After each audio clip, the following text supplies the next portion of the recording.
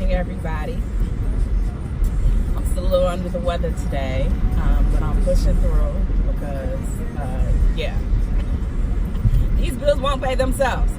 So this morning I wanted to do another vlog for Vlogmas, but also a really good friend of mine, I refer to him as my boo friend, commented on my Randall vlog and said something like, you know, this is hella sad that we have to celebrate people for doing what they're supposed to be doing, or something along those lines. Like, this is what, you know, people are supposed to do. And because I was speaking about Randall, you know, on This Is Us, for those of you all who are not familiar, and I was talking about, you know, how much he loves Beth. Like, I mean, first of all, to be able to see a depiction of Black love on television is amazing. But I agree with him in, you know, 2018, 2019, the fact that we still point to that as an example because it's not the norm is ridiculous. That should definitely be the norm, not just on television, but in everyday life, right? But a lot of us single women who are out here navigating these dating streets will tell you that Randall is a fairy tale. He just is. And it's unfortunate because that's not to say that I believe that there are no good brothers, because I have vlogged about that. I have said that, you know, good men are not unicorns, that there are some really good men out here, that there are some really good brothers out here. But unfortunately, the majority of us don't have, you know, good men stories. And a lot of us have wasted time willingly, because I'm going to take responsibility. We have willingly wasted our time with men who weren't worth our time. And, you know, of course, there are all different kinds of reasons for that. So there's that. Here's what I'm going to say about the fairy tale. And realizing that, you know, a lot of these norms and things are changing for little girls that are coming up now. But when I was a little girl, you know, the fairy tale perspective was very, you know, pervasive. You know, you had princesses, you know, from Disney, and everybody wanted to be a princess. The problem with traditional fairy tales is that, you know, the woman was always being rescued for something. She was always, you know, some kind of damsel in distress. She was some kind of klutzy moron that, you know, was one bad decision away from calamity. You know, just having to find a prince to save her, or to do something for her. And, you know, that really kind of trained and indoctrinated many of us into believing that a man was going to ride into our lives and save us. You know, case in point, Cinderella was, you know, some indentured servant, basically, and just was treated so poorly. And she went to, you know, the ball, of course, and, you know, was dressed to the nines, and guy sees her and, you know, falls in love with her and is running around with this shoe. So, you know, he basically presents to her the catalyst for her to be who she always was. Okay. Then, you know, Little Mermaid is a fish, fell in love with a man, and decided that she wanted to give her soul up in order to have this man. And the only way that she could do that is to, you know, to woo him, and it had to be true love's kiss. That's always like the common theme, right? The true love's kiss changes everything. And, you know, a dirty old, dusty old, fishy woman will somehow magically become a princess.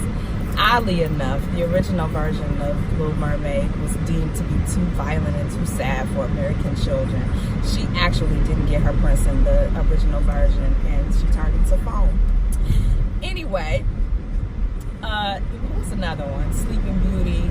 You know, she has a sleeping spell cast upon her by some dirty old witch, and now she needs true love's kiss. You know, this dude is supposed to just gaze upon her sleeping carcass and kiss her and wake her. Again, that story was sanitized, because in the original version, she was raped by the king and woke up having had 2 children. Yeah, so there's that. So we see that fairy tales are not always what they appear to be, and a lot of them are problematic. especially since when it comes to women finding their prince, we are encouraged to kiss a whole lot of frogs before we find somebody that's worthy. So, you know, I'm being very tongue-in-cheek, but that's kind of like the difference in the imbalance, I want to say, of presenting, you know, gender dynamics, where, you know, many times women are encouraged to take on projects. We're encouraged to take on men who may be a little rough around the edges and, you know, may need a little bit of help and investment and all those kinds of things in order for him to be the man that he needs to be. Case in point, John Gray got into a lot of trouble just recently, where, you know, he was saying that his wife had to give birth to him and cover him. That's not a thing. But anyway, had to give birth to him and cover him and, you know, deal with a whole bunch of his shenanigans and his immaturity and all this kind of stuff. So basically, what many of us who recognized that said was, oh, so basically you took her through hell and back for all these years, and she waited for you to get your stuff together.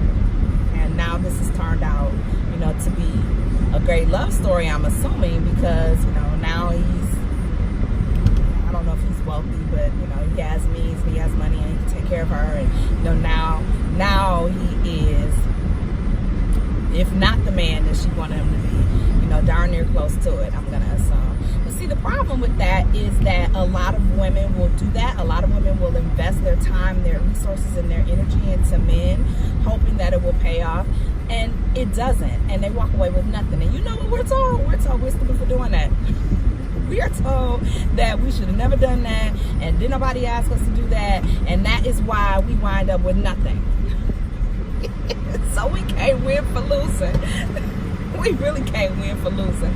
So, you know, I just think that the only thing that I can do is to encourage my daughters to, you know, utilize some modicum of discernment, number one. And I hate to use that word because it sounds so religious, but, you know, use that internal compass, that internal check that they have. You know, stop putting up with a whole bunch of BS. Stop, you know, allowing people to take out of your emotional reserve bank and never make any deposits. Stop, you know, investing time, energy, and resources into people who don't give you anything back or give you the, you know, the bare minimum of what I refer to as the TJ Maxx experience. And you guys have heard me say that often. You know, you get the max for the minimum. Minimum of this investment, maximum return. No, thank you. Not today. Not today, Satan. Not today. And, you know, it sounds really mean, I think, you know, when you say it out loud, but it's a protection. It's a protection mechanism.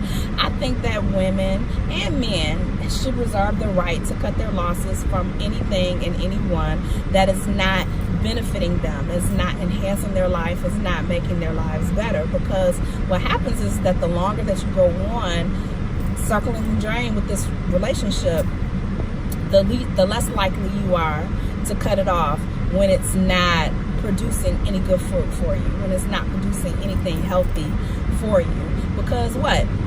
For the most part, women want an ROI. Like, we have invested our blood, sweat, and tears. We, you know, some of us have given children. Some of us have, you know, we've given our bodies, we've given our lives to, you know, these men, because we see something in you that you probably don't even see for yourself. And we are digging for that.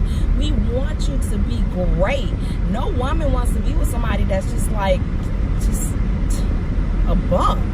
But I remember TJ Maxx, Lord have mercy. I remember TD Jakes years ago said that you cannot help a man who does not have a purpose. And that stuck with me, because that's absolutely true. I can't give you your purpose. That's the one thing that I can't give you. I can help you be everything you believe God has called you to be. I can motivate you, encourage you, kick you in your behind, you know, put some parameters around your life. I can create a home for you and nurture you, and you can put your head in my lap like Delilah without the betrayal. I will stroke your head and your ego. I'm not going to let you feel sorry for yourself for too long. I'm going to be your backbone. I'm your spine. I will support you to the nines. But if I can't get that back, it's too many times and too many women who are out here who are literally dying because they invested everything into a man and they got nothing back. Nothing but a whole bunch of empty promises, a whole bunch of, vague, empty, yeah, we're going to do this, I'm going to do that, whatever. It's women that have been out here who are dating men 10, 12, 15 years with no ring, hoping he's gonna marry her, and she's too scared to walk away. And even if she weren't scared, she loves this fool, so she believes that eventually he's gonna marry her. You know what he does? They eventually break up, and in about a year or so, he'll find the one that he really wants, and he'll marry her. Seen it happen? I've seen it happen.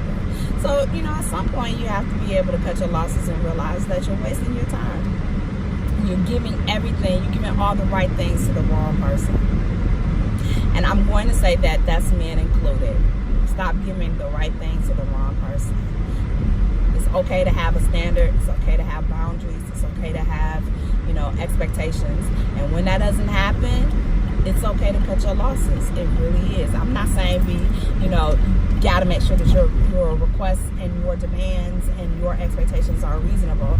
No one can define that for you. And honest to goodness, your expectations are your expectations. Somebody will meet it. But don't settle. Don't settle and delude yourself into thinking that, somebody that presents themselves to you and didn't have any of the things that you were looking for, that you can somehow help them develop that. Go to Michael's and get you a craft, or, one of them little put together kits, some latchik or something, if you just want something to do, a project to work on. You finish that in the weekend, babe. Go on with your life. I'm Felisa. Leave your comments below. I would love to hear your feedback, and I will talk to y'all later on.